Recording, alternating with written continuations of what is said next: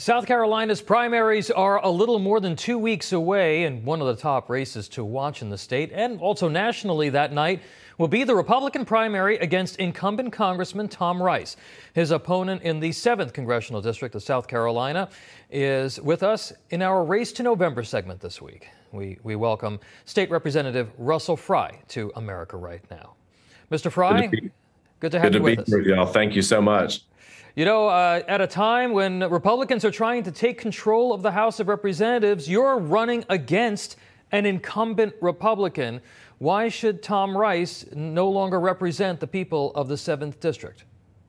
Listen, well, for starters, he voted to impeach the president, which was the most reckless, speedy impeachment that this country has ever seen, without due process, without anything. I think people are tired of that. They're tired of wallflowers. They want warriors in Congress, and that's what we're going to do here in the 7th. We've done that at the State House here in South Carolina, and we're going to take that same blue-collar work ethic, that same moxie with us to Washington. Yeah, I see the sign behind you says Russell Fry is Trump's guy. It rhymes. It works well. But, you know, people are dealing with inflation, high gas prices, and a possible recession on the horizon. Do you think that Rice's impeachment vote against former President Trump is really going to be a driver for voters in your race?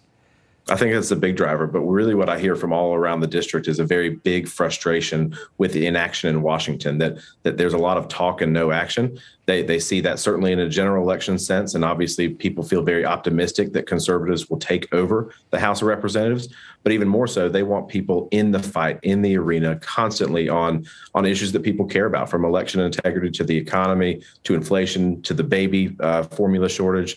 There really is, you know, we've looked at numbers on this, and increasingly what we see is that there's not one issue that really pulls away from another. There's a lot of issues that people are very concerned with, the direction of the country. And I think you're right. Recession, gas prices, inflation, these are all on the voters' minds. But really, I think that we have an opportunity here, that the country is, we've got two paths. We can choose the leftward lurch that Nancy Pelosi and Joe Biden are taking this country, or we can return back to the America First policies that really ushered in a very good golden era for the American family and the American worker. To that point, Mr. Fry, if you are elected to Congress, what would be the first thing you would like to see a Republican majority tackle? I think you've got to get border security under control. I think we need that. I think there's a whole list of reasons why we need to do that.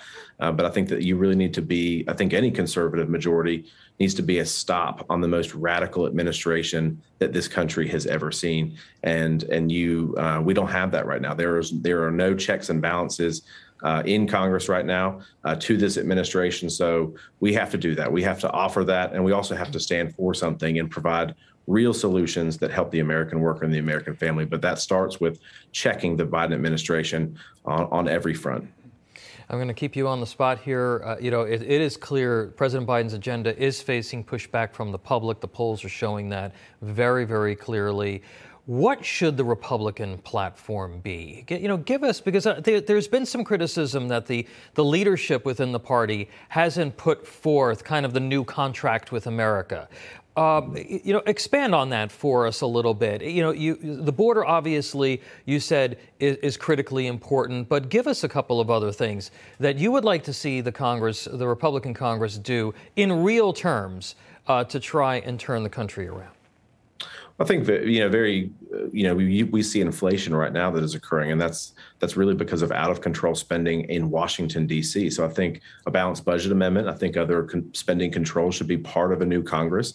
I think the border certainly is big. I think election integrity, although that's mostly handled at the state level, I do think that there are things that the federal government can assist states with in making sure that every election is free and fair and the results are what they say that they are. So I think that there are a lot of common sense things that really cut through partisan divides that unite the American people.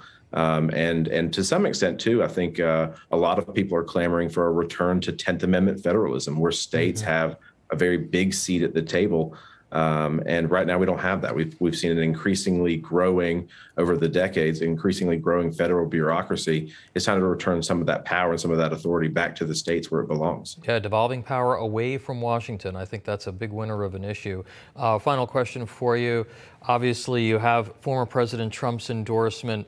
How do you think that impacts this race? I think it's been great. I mean, I said this a couple months ago that it's been electric since that time. We were tracking very well. We were kind of becoming the consensus alternative, the conservative alternative to Tom Rice. And since that endorsement and since the rally here in the 7th Congressional District back in February, it's just been incredible. So the momentum continues to grow. And I think people are excited not only here in the 7th, but they're really excited about sending a new conservative majority to Washington from all around this country, so that we can put a stop to that. And I said this at the Trump rally in Florence. Yeah, this is what happens when you trade General Patton for Gomer Pyle, and I think we are seeing very contrasting leadership styles and leadership abilities between Trump and Joe Biden. And so people are clamoring for a return to sanity. They're clamoring for a return to some normalcy in the workplace, in the work environment, and their families.